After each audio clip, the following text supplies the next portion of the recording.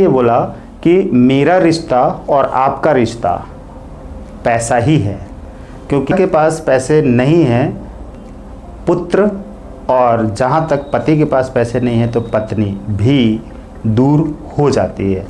एक सब कुछ पैसा है चैनल पर आपका स्वागत है। पैसा और आप दोनों एक हैं, इसी टॉपिक पर मैं आपको बताऊंगा। समझिए, पैसे से ही आप पैदा होते हैं और पैसे से ही आप मरते हैं, तो आप पैसा एक ही हैं। पैसे से ही आप जिंदा रहते हैं और पैसे से ही आप मर जाते हैं, राइट। पैसा और आप एक हैं।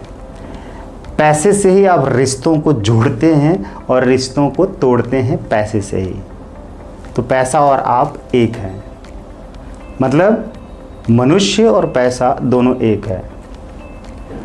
अगर पिता के पास पैसे नहीं हैं पुत्र, और जहाँ तक पति के पास पैसे नहीं हैं तो पत्नी भी दूर हो जाती है।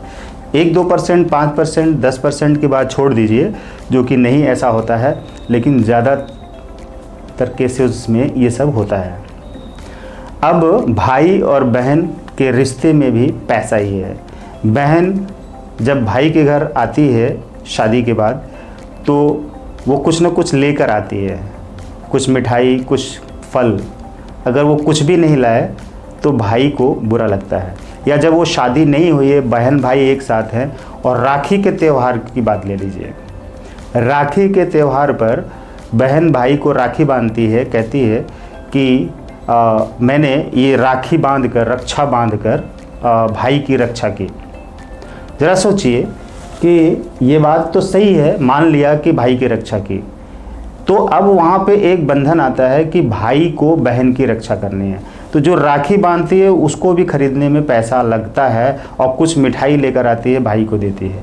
बदले में भाई उतनी कीमत या उससे ज़्यादा कीमत की कोई भी चीज़, गिफ्ट, वस्तु, कपड़े, पैसे नहीं देता है, तो वहाँ पर भी मन में बहन के दुख आता है। और भाई के मन में क्या दुख आता है कि बहन क्या इतना घटिया मिठाई लेकर आई है, और रक्षाबंधन क्या घटिया लेकर आई है।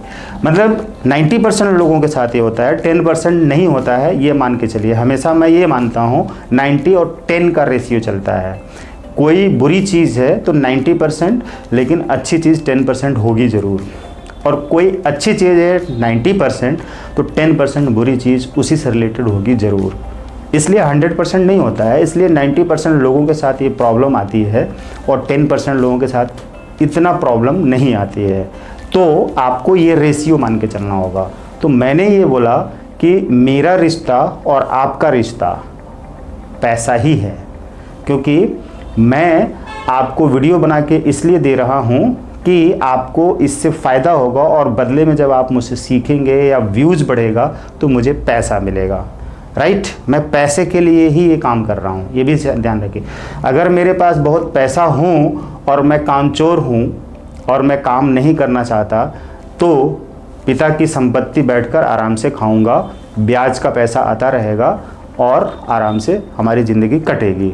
घर द्वार, पैसा, मकान सब कुछ है, और पिता की संपत्ति है, और मैं आराम से खा सकता हूँ। लेकिन अगर मैं कामचोर नहीं हूँ और मेहनती हूँ, तो उतना पैसा होने के बाद भी मैं काम कर सकता हूँ। 10% लोग ही ऐसा करते हैं, 90% लोग सिर्फ आलस में, कामचोरी में बैठकर आराम से खाना चाहते हैं, क्योंकि माइंड की प्रोग्रामिंग भी वैसे ही हो जाती है कि सब कुछ जब है ही तो मुझे काम करने की ज़रूरत क्या है। अभी जब मैं आपके साथ यहाँ पर काम कर रहा हूँ, तो मैं 10% लोगों में हूँ कि मेरे पास पैसा नहीं था कभी, तो मैं काम करता ही करता था कि मुझे पैसा आए, और ये मेरा पैशन भी था कि मुझे इस फील्ड में काम करना है।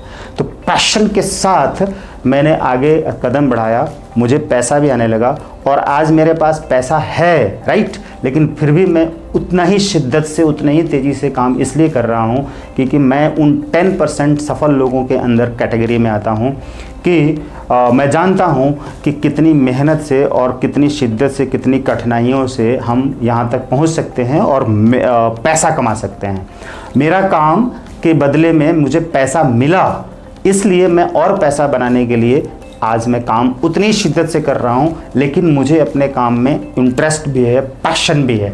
इसी तरह से 10% लोग हैं इस धरती पर, जैसे अमिताभ बच्चन साहब, रतन टाटा साहब, APJ अब्दुल कलाम साहब, अंबानी साहब। इनके पास बहुत पैसे हैं, फिर भी वो उतने ही शिद्दत से काम करते हैं, क्योंकि वो जानते हैं कि उन्होंने जीरो से शुरुआत की थी। और भी ढेर सारे ऐसे इंसान हैं इस धरती पर जो कि 10% ही हैं, मैं काउंट मानता हूँ।